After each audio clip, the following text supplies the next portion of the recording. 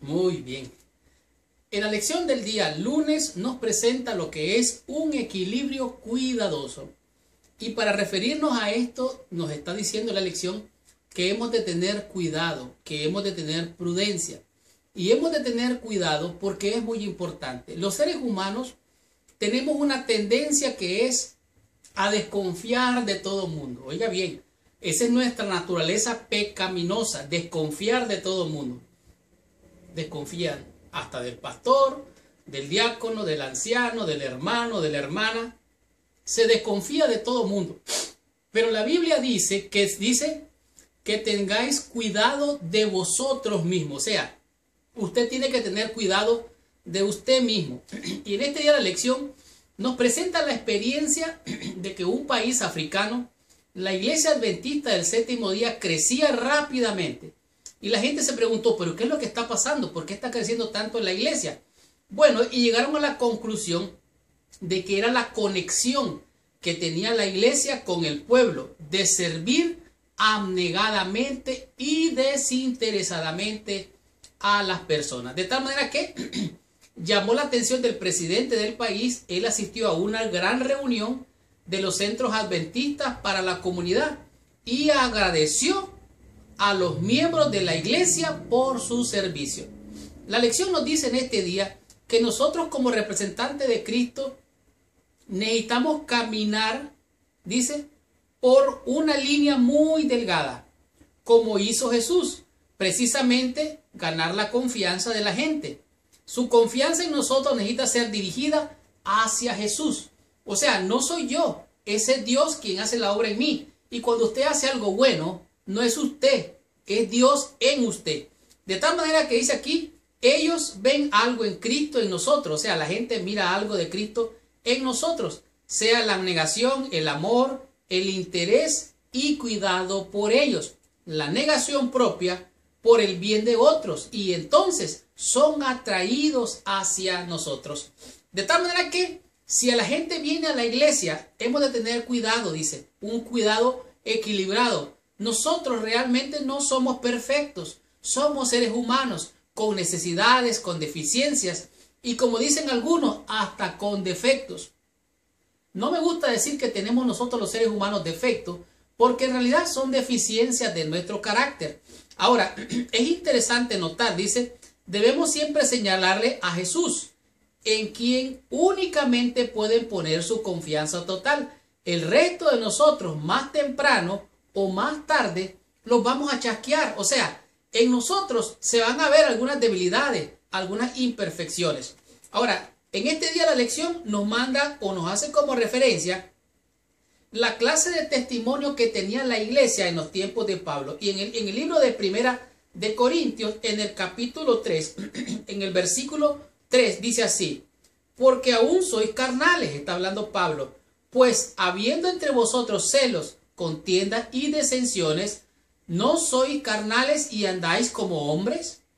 Porque diciendo el uno, yo ciertamente soy de Pablo, y el otro, yo soy de Apolo. O sea, había disensión entre quién era el pastor de ellos. O sea, hay gente que se va detrás de un pastor, detrás de otro pastor.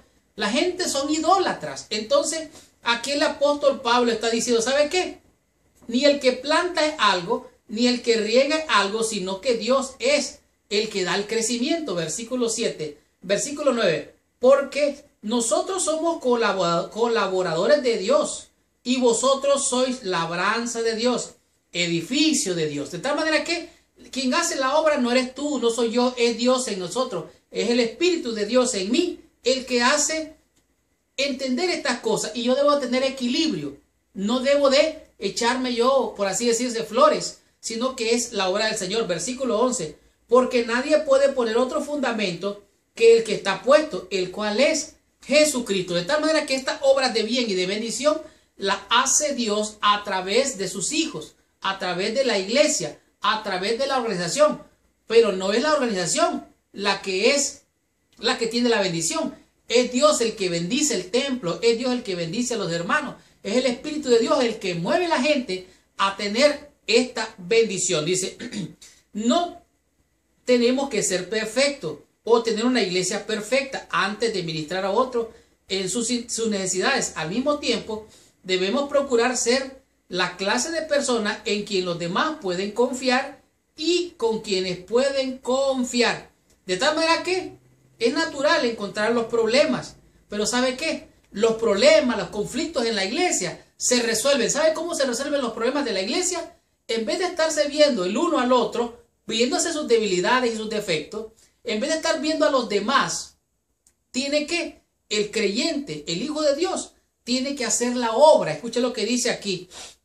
Si los miembros se concentraran solo en ministrar a sus necesidades a la comunidad y le revelara el amor de Cristo, entonces todo esto se va a disipar. De tal manera que tiene que haber equilibrio entre la obra que hago, quién es el que lo hace, estar claro que es Dios, no soy yo, como dijo el apóstol Pablo, no soy de Pablo, no soy de Silas, soy de Dios, y Dios es el que hace la obra en mí. Y en vez de estarme viendo el uno al otro, sus defectos, sus debilidades, debo de ver a Cristo y trabajar por las almas y reconocer que es Dios el que hace la obra en mí. Él pone el querer como el hacer por su buena voluntad. Y entonces, desconfiando de mí mismo, puedo confiar en Dios y hacer la obra que los ángeles quisieran hacer, que es la de buscar, salvar lo que se había perdido.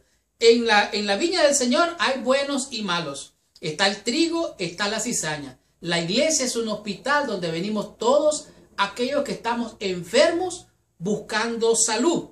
Entonces, la gente realmente es imperfecta y necesita del amor de Dios que Dios ha puesto en nuestros corazones, y hemos de tener equilibrio, entender que es Dios y no nosotros quien hace la obra.